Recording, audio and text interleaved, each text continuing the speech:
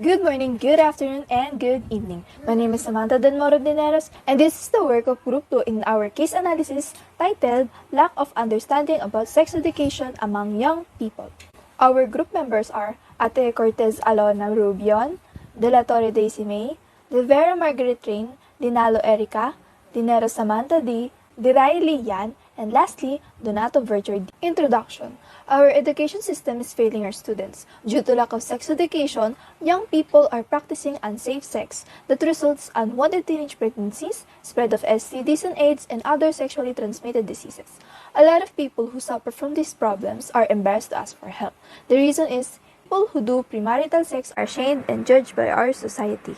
Dagdag ko lang po that unwanted teenage pregnancies result the high risk of complications to the person carrying the fetus, knowing that most teens' bodies are not fully developed and some of them choose abortion that also have a higher risk of infection that causes death. Not having proper knowledge about sex education is the reason why we have high population that causes poverty. Thank you, Ms. Samantha. In the Philippines, sex education is still a hot debate on whether it will be implemented or not. It was opposed by some religious groups who claimed that sex education encouraged teenagers to be more sexually active and they will be immoral. Philippines is a Catholic country and the center of Christianity in Asia. Social problems still exist such as prostitution, which remain a strong, high figures of unwanted pregnancy, fast population growth rate, and the increasing alarming rate of HIV. The problems of pregnant unwed teenagers are among the most difficult and challenging that those working in health, education, and social services. These illegitimate pregnancies may have several traumatic consequences for the adolescent, her partner, her family, and especially to her unborn child. Majority of the Filipinos favored sex education in all schools. So what are the importance of the sex education in our country? Schools should not educate students only about sex, but also about the safe sex practices and pregnancy prevention methods. It promotes ideas such as when is the right time to marry, the challenges of being a teenage mom, and the difference between love and lust. Sex education will open the teenager's mind on the effects of engaging in premarital sex and unsafe sex, and will be a daily reminder that there is always a proper way and time to do things. Thank you. Background: Sex education in the Philippines. The general purpose of sex education is to inform youth on topics including sex, sexuality, and bodily development. Quality sex education can lead to better prevention in STDs and unwanted pregnancy. Furthermore, it decreases the risk of having unsafe sex and increases in responsible family planning. To help address issues like overpopulation, high rates of teen pregnancy, and the rise of HIV. The Philippines is gradually implementing sex education and accessibility to contraceptives. So, why sex education? Because we are now seeing in our society the continuous increase of teenage pregnancy and premarital sex in the country. Here in our case analysis, we have put what should be done to avoid them, such as the use of contraceptives and injectables or implants. This is also where you'll read about the importance of studying sex education for our country. Education is an instruction of issues relating to human sexuality, including emotional relationship and responsibility of a person to his or her own body. In addition, sex education are including the following: human sexual anatomy, sexual activity, sexual reproduction, age of consent, reproductive health, reproductive rights, safe sex, birth control, and sexual abstinence, in which a person should learn to avoid teenage pregnancy and mostly like diseases like AIDS, HIV, chlamydia, gonorrhea, primary and secondary syphilis. In addition to teaching us about human sexuality, sex education helps us prevent sex-related illness like chlamydia, gonorrhea, and primary and secondary syphilis, which are common in other nations like US. In addition to the diseases that can be contracted through sex, such as HIV and AIDS, epidemics that are prevalent in the Philippines. Also, sex education is approved by government to educate children on how to take care of their body and maintain their dignity as a human person. Students have less focus on learning sex education that may result of a popular problem in each country, which is early teenage pregnancy. This may help the parents to educate their children in the future. Sex education will teach us to value our own bodies and human dignity. Thank you, Miss Margaret. Now we're done in the introduction and background of sex education. Now let's proceed to problem identification. Problem number 1, lack of sexual education support in Philippines. The lack of sex education in the Philippines can lead to unprotected sex, an increase in the number of HIV cases, and unwanted pregnancies. According to a study titled The Current Situation and Issues of Sexual Health Education by School Nurses in Muntinlupa City, Philippines by Yuko Tanaka, Geraldine Ordones, and other more, adolescents in the Philippines are becoming more likely to contract STDs and become pregnant while still in their teens. School nurses are supposed to provide pupils with pertinent reproductive health education and high-quality healthcare services in order to understand school health issues in the Philippines. This study examines the current situation of sexual health education being provided by school nurses in Muntinlupa City. The most common health issues were poor mental health, malnutrition, and childbearing. School nurses required expertise in areas including STDs, mental health, sex education, safe sex, unplanned pregnancy, and child nutrition. Problem number 2. Early age sexual harassment. Adult violence or sexual abuse against children may arise from their insufficient sex education. Children should be taught about early sexuality education by their parents so that they have the proper understanding of it and know how to handle and care for it. According to a study titled Sex Education in the Context of Indonesian Early Childhood by Davik Shah, very few people, especially parents who are concerned about their sexual education and sex education, value sex. Due to the belief that their children are already aware of sex, many parents choose not to teach it to them. Talking about the issue of sex in children is difficult at the moment since sex is still seen as something that only adults engage in. To prevent youngsters from making poor decisions in life, sex education must be taught to them. The goal of sex education for young children is to reduce anxiety and fear associated with sexual adaptation and development by providing an appropriate understanding of physical, mental, and emotional maturation procedure. Sex education is provided beginning at age 5, then at age 1 to 5, and ages 5 to 10. Third problem here is rising teenage pregnancy rates. The number of young individuals who become pregnant at the age of 17 to 11 years old may rise even further if teenagers lack understanding about this issue. When this occurs, a nation, especially here in the Philippines, would likely experience an increased population at the same time as a possible drop in demand in the growth of our economy. In accordance with the article of National Nutrition Council entitled Negative Impacts of Teenage Pregnancy in the Philippines, it says early motherhood can have a negative impact on health and pose a risk to the nation's ability to grow economically. The country suffers economic costs because pregnant teenagers have become less likely to complete higher education and have lower lifetime earning potential. When teenage pregnancy is normalized, teen parents may have a negative effect on income that will cause their poverty and hunger. Due to the constant increase in the price of goods and the unsettled problems here in the Philippines, young parents may face a heavy burden these days. Lastly, our fourth problem is being infected with the HIV or human immunodeficiency virus or AIDS. Another problem that a country is facing is the presence of HIV or human immunodeficiency virus, which is a disease for that there is no medicine. There may be some, but that is the only way to prevent a person's HIV infection from getting worse. This is also a serious matter that must be acted upon. When a person is also affected by this type of disease, their emotional and mental health may also be affected. Moreover, young people's or adolescents, health can be jeopardized if they lack knowledge on this topic or on sex education. It is a serious matter to have these kinds of diseases without taking medicine. If they have also this kind of disease, they may be affected emotionally, physically, and especially mentally due to bullying, discrimination, or ridicule from others.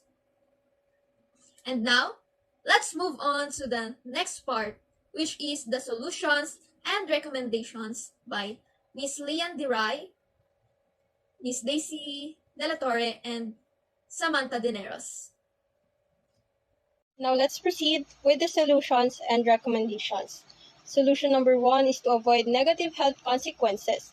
Live births by teenage mothers aged 10 to 19 years old in 2016 totaled in 203,085, which slightly decreased to 196,478 in 2017 and 183,000 in 2018. Still, the Philippines has one of the highest adolescent birth rates among the ASEAN members. Sex education teaches young people the skills that they need to protect themselves from unwanted pregnancies and sexually transmitted disease. Number 2 is to understand, value, and feel autonomy over their bodies. Comprehensive sexual health education teaches young people not only the basic concepts of puberty and development, but as well as those who have the right to choose what behaviors they engage in and refuse unwanted sexual activities. Number 3 is to understand healthy and unhealthy relationships.